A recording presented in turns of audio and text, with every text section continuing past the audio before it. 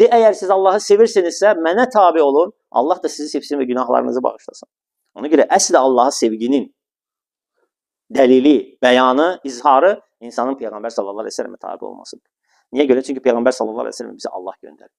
Ona tabi olmağı bizə Allah Taala öz mübarək kitabında apaçıq bir şəkildə neçə ayətlərdə əmr edir. Ona görə həqiqi Allahı sevən onun dediyi kimi ona ibadət edəndir. Həmçinin görürsən Peyğəmbər sallallahu əleyhi və səlləm salavat gətirirlər. Xüsusən bəzi ölkələrdə mikrofonla ona azandan sonra Peyğəmbər sallallahu əleyhi və səlləm salavat gətirirlər. Baxmayaraq salavat gəlib, azandan sonra salavat var. Buyurur ki, azan zikirlərini dedikdən sonra mənə salavat gətirin. Var, lakin hansı şəkildə? Hər özü üçün fərqli şəkildə. Daha Peyğəmbər sallallahu əleyhi və səlləm vaxtında Abdullah bin Ümmü Məktum və yaxud da Bilal, Həbəşi, onlar azanı verdikdən sonra Peyğəmbər sallallahu əleyhi və səlləm salavatı da möhkəm səslə gətirirdilər. Hər şey. Biz niyə edirik? Biz niyə edirik? Çünki Allah Taala onları bizə ibrət göndərib. Onlar etmədiyi şey biz niyə edirik? Onlar orada bir xeyir görsəydilər, onu edərdilər. Deyirsən ki, el eləmə, deyirək bunlar Peyğəmbəri sevmirlər. Aleyhissalatu vesselam.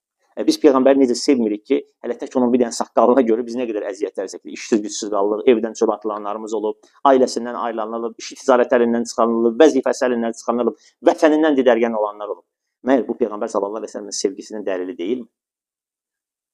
Peyğəmbər sallallahu əleyhi və səlləmin sevgi ona tabe olmaqla, Allah Taala'ya sevgi onun göndərdiyi elçilərə və biz isə Peyğəmbər sallallahu əleyhi və səlləmə tabe olmaq üçündür.